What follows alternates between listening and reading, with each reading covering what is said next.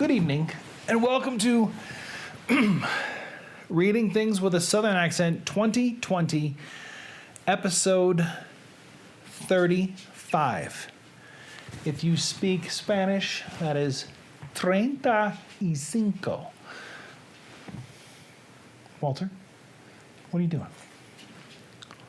Dog is wandering around. I do apologize.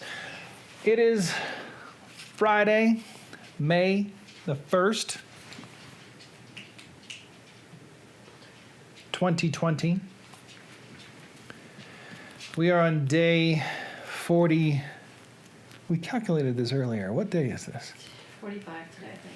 Day 45 of the COVID-19 coronapocalypse, coronavirus, social distancing, stay-at-home order, which now in Colorado is the safer at home order. However, here in Summit... 46 today. Oh, 46. We're at 46. Dude, get him. The producer is with me tonight. Day 46. Where was I going? The dog is a distraction. Here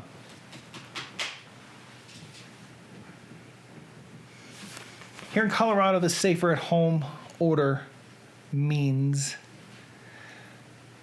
you can go more places. You can congregate in groups of 10 if you're social distancing and you have 6 feet between you. Summit County, however, and you have to wear a mask.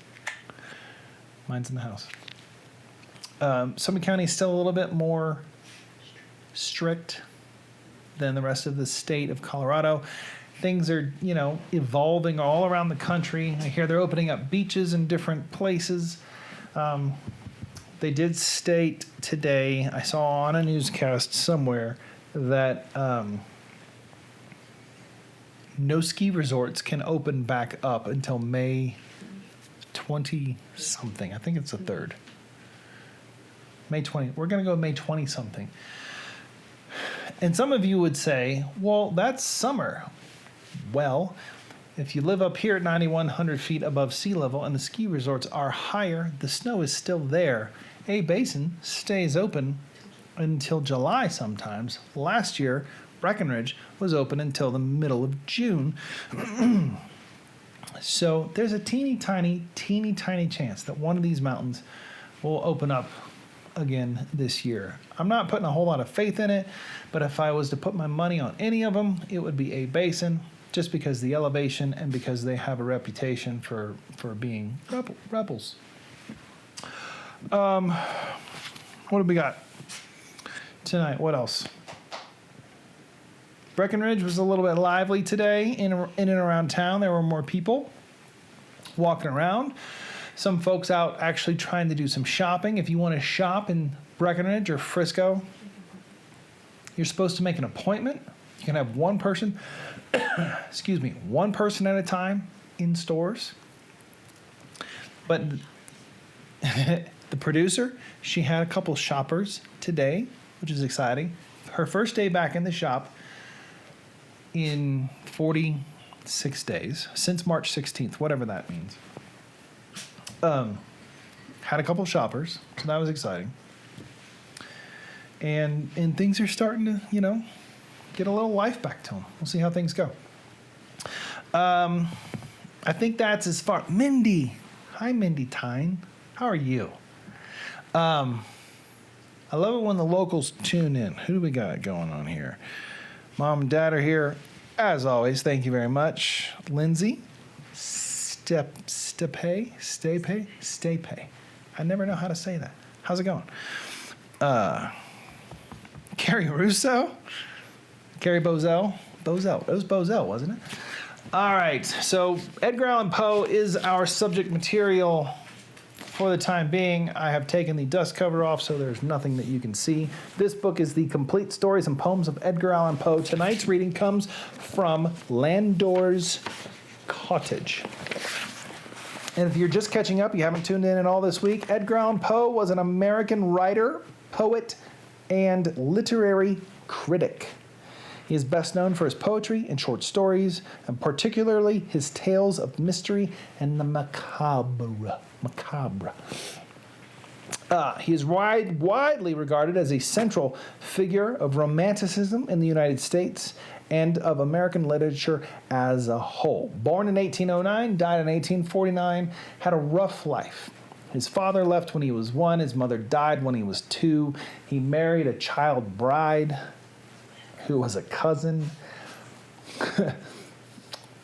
who died of tuberculosis. So, Edgar Allan Poe had a bit of a rough life. Now, I just did something bad. This came off. I'm going to hand this back to the producer. She's going to tell me where I need to stop because I don't know where I need to stop. This is her role in all this. I have relinquished all power and authority of what I'm reading to the producer because it makes it more fun for me. I have no idea what I'm actually getting into when I start reading these things. So while she marks this, I will do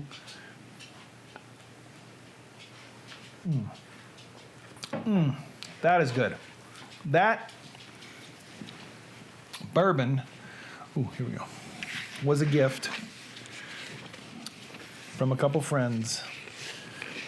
It is, I brought the bottle out. It's Old Forester, single barrel. It is the Base Camp Liquors. If you're from around here, Base Camp Liquors is over there by Whole Foods. It is distilled, floor number 7, warehouse number 1. It is a single barrel Old Forester. I'm getting the, here we go. I'm reading, is it here? Producer? Yeah. Most. The end of that. End of that sentence. Got it. Landor's Cottage. I didn't look up the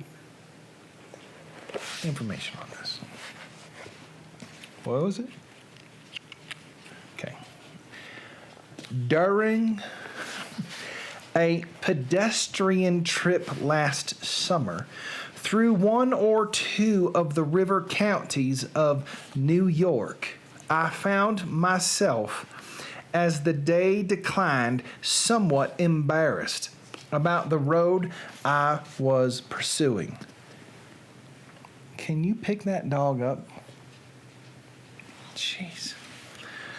The land undulated very remarkably, and my path for the last hour had wound about and about so confusedly in its effort to keep in the valleys that I no longer knew in what direction lay the sweet village of B. I don't know what that means. Buddy, are you restless? Come here. Come here, buddy. Oh, my goodness. Whoa. Oh, pardon me. Dog, can you sit? Can you just sit? Just hang out? Okay. Huh? He's got dust in his mouth? All right. Just hang out, buddy. Jeez Louise Mandrell. Where I had determined to stop for the night, the sun had scarcely shone, strictly speaking, during the day, which nevertheless had been unpleasantly warm. A smoky mist resembling that of the Indian summer enveloped all things and of course added to my uncertainty.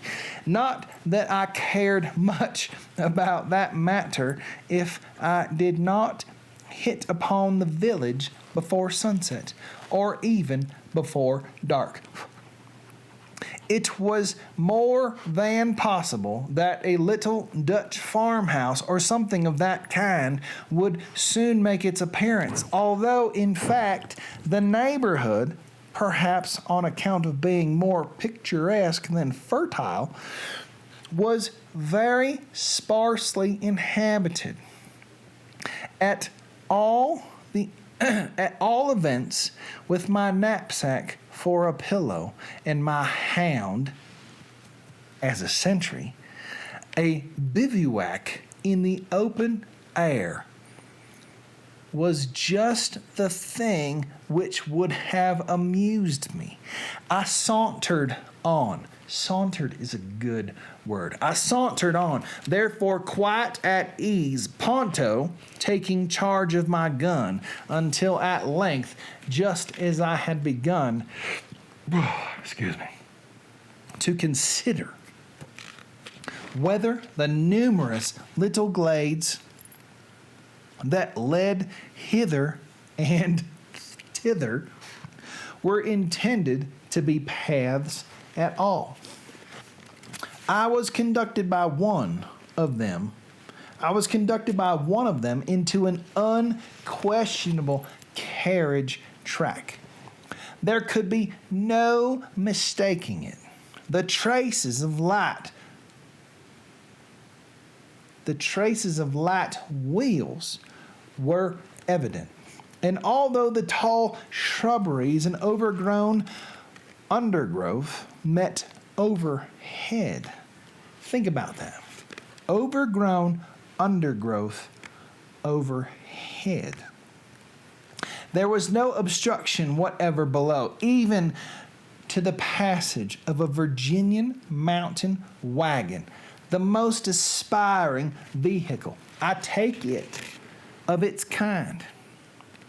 The road, however, except in being open through the wood, if wood be not too weighty a name for such an assemblage of light trees, and except in the particulars of the evident wheeled tracks, bore no resemblance to any road I had before seen. The tracks of which I speak were but faintly perceptible, having been impressed upon the firm yet pleasantly moist surface of what looked more like green Genesee velvet than anything else.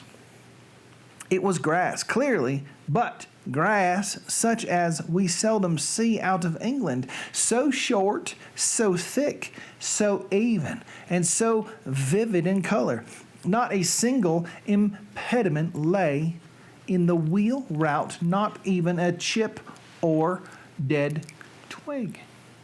The stones that once obstructed the way had been carefully placed, not thrown along the sides of the lane, so as to define its boundaries at bottom, with a kind of half-precise, half-negligent, and wholly picturesque definition. Clumps of wild flowers grew everywhere, luxuriantly. That's also a good word, luxuriantly, in the interspaces.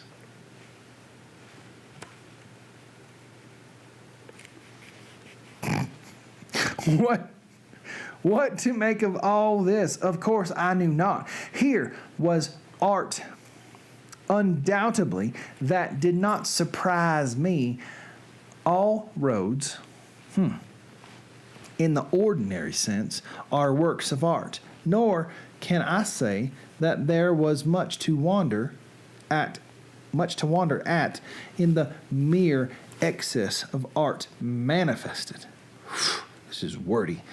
All that seemed to have been done might have been done here with such natural capabilities as they have it in the books on landscape gardening, with very little labor and expense. No, it was not the amount, but the character of the art which caused me to take a seat on one of the blossomy stones and gaze upon and down this fairy-like avenue for half an hour or more in bewildered admiration. One thing became more and more evident the longer I gazed. An artist, and one with a most scrupulous eye for form, had superintended all these arrangements.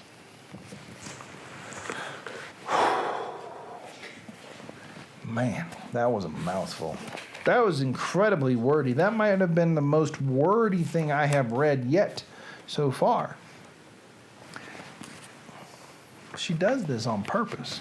if you've watched in the past, you know that she likes to try and trip me up. It's a fun game for her. Edgar Allan Poe, Landor's Cottage.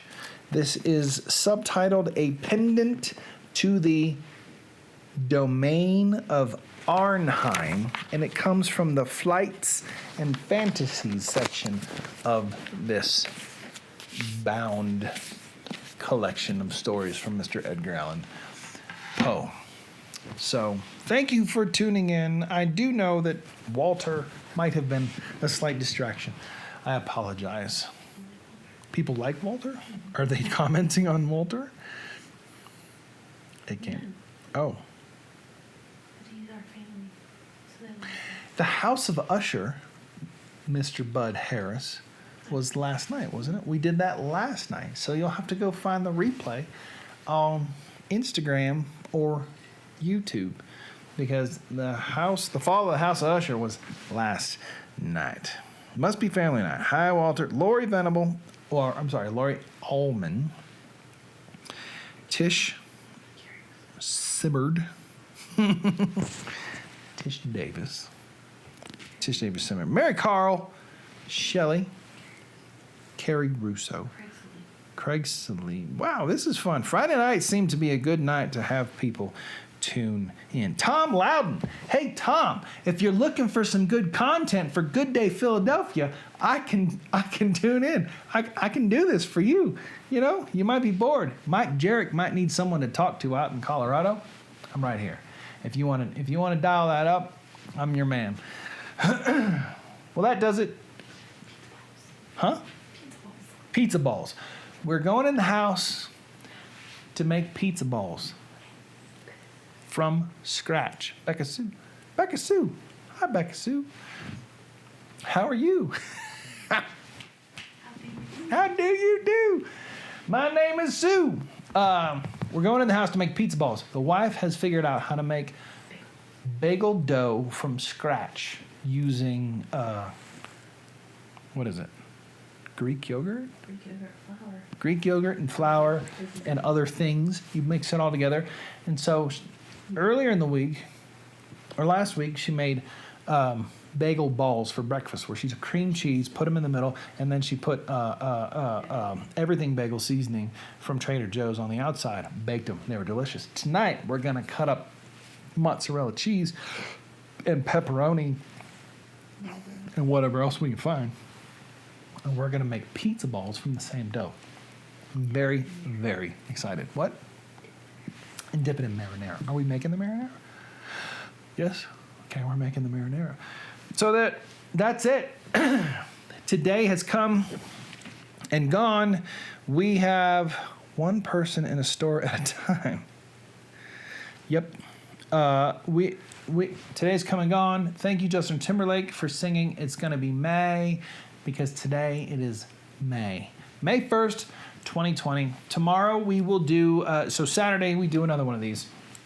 Sunday we take the day off, and we will start back again on Monday. We're continuing with Poe. We still have the Purloined Letter. We still have Annabelle Lee.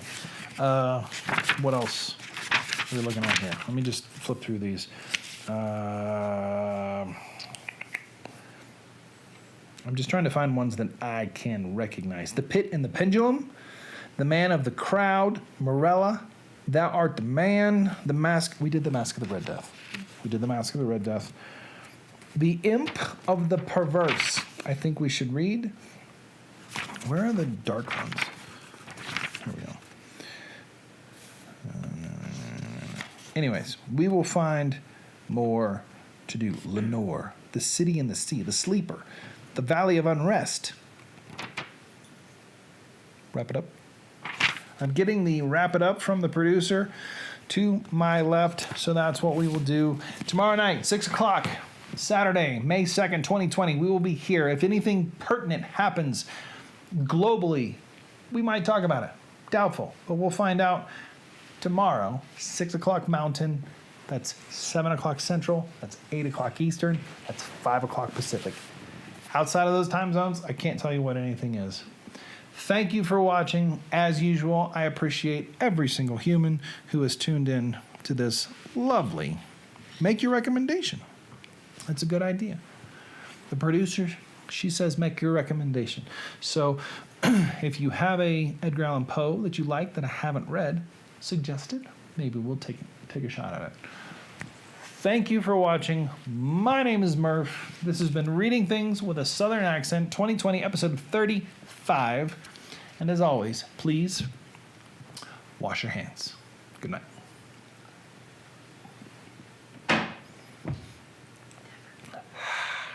Huh?